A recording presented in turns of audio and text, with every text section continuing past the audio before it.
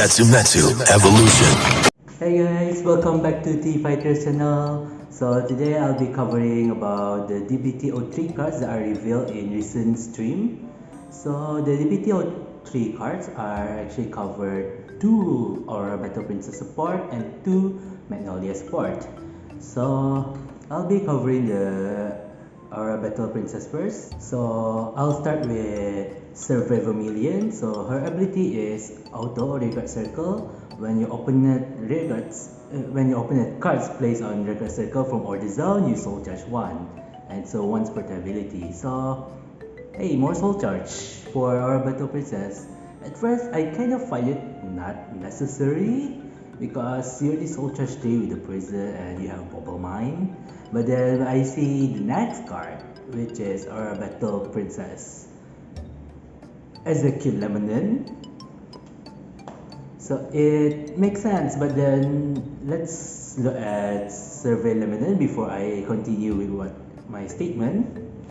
So her ability is when this card attacks, counter +1 soul +3. If you do, you choose up to 3 of your opponent's rearguard and prison them. Then if you have 3 or more cards in prison, she gain plus 10,000. Then if you have 5 or more cards in prison, she gain crit. So it makes sense. You have a soul +3 cards now in Aurora Battle Princess. For me, it's a good card for a massive prison and also a crit pressure card in a 3 attack Brandt Gate deck. Obviously, you really need crit pressure when you want to end your opponent, aside from relying on sacking your opponent or just stall all the way for your opponent too. So yeah, it's a good backup, but then you just need to commit more soul charge or adding more cards to soul. So I don't see it as a huge problem for now, unless you really have trouble with slots. That's actually understandable, especially with now D has a huge card pool for every nation, especially the first 5 trial deck. So yeah, it's a strong card and you don't really need much pieces to combo with this card. You just need mostly Bubble Mine, the Prison card, and the new Soul Charger, which is the Execute Vermilion. Oh sorry, Survey Vermilion. So yeah, it's quite good. Hi, let's move on to the Stoichea, which is the Magnolia support, or mainly Magnolia support. So the first card is In Search of an Ideal Far Away. Yeah, that's the name of the card. I like it. I like the name. So the ability is when you play this card, it's for free.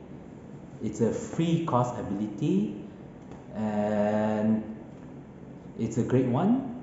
So you can use it early game for pressure, early game pressure. So what does it do is basically you choose one of your opponent.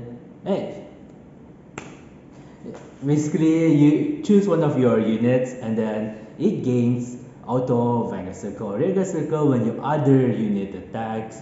This card can 5k until end of turn. So basically if you're playing Magnolia, at maximum the card gains 25,000.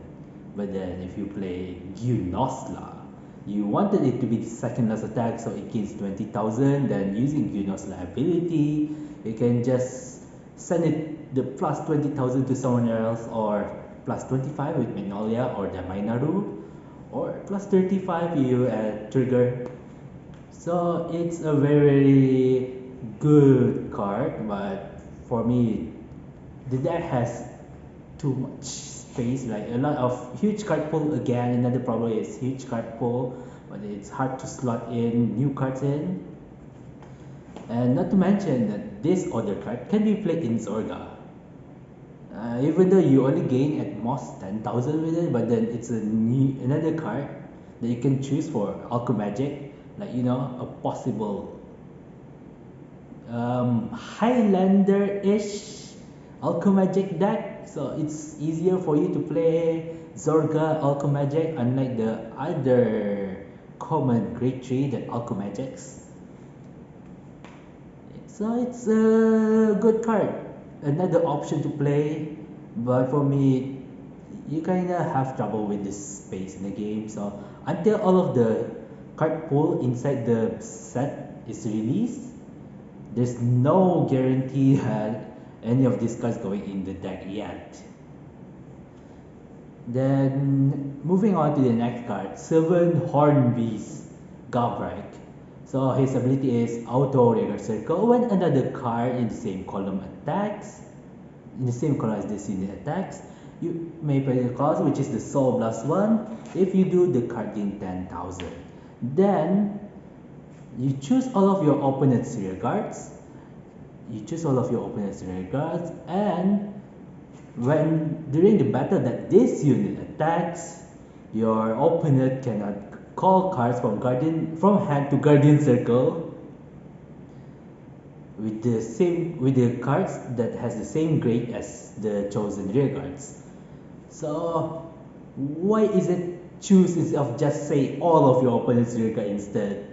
You basically can avoid it. Use a Trickstar. That's one of them. So because if your opponent has Trickstar and the ability doesn't say choose, so basically Trickstar players are quite dead, especially when they have all the complete set of grades, which is the grade 0, grade 1, grade 2.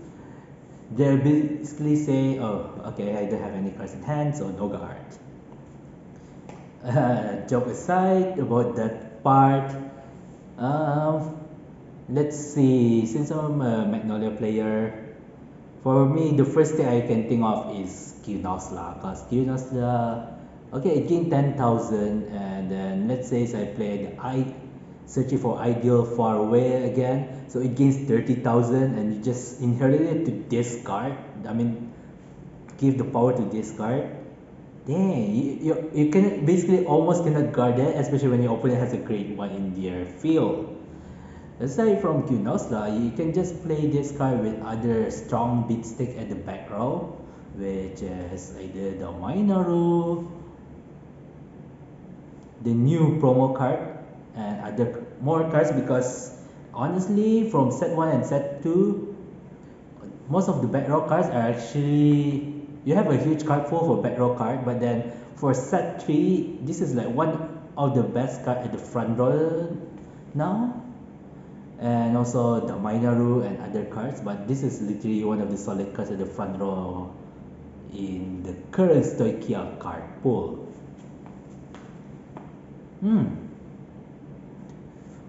But I just realized that these cards are double rare, so I'm kind of concerned. What's the triple rare slot? Is it a generic card? I mean, aside from the new right line, whether the triple rare is a generic card or not. Bushiroad stream rarely do reveal like double support in one set. Usually when they say, oh, this is your Magnolia support, and that's pretty much it for the rest of the set for the reveal. That's just the example of the usual stream that Bushiroad made. So yeah, I'm kind of curious what's the other triple rare aside from the new red line. So that's all for the recent stream new cards. Next week they will reveal the V collection card, which is Revenger Raging Form Dragon. So I'm kinda excited because it's one of my favorite cards in the anime. Even though I don't play Shadow Paladin, but it's actually one of my favorite cards because it has that epic background with Ran. Alright, that's two. But then Raging Form Dragon is literally one of the best card in the set back then, and I really like his,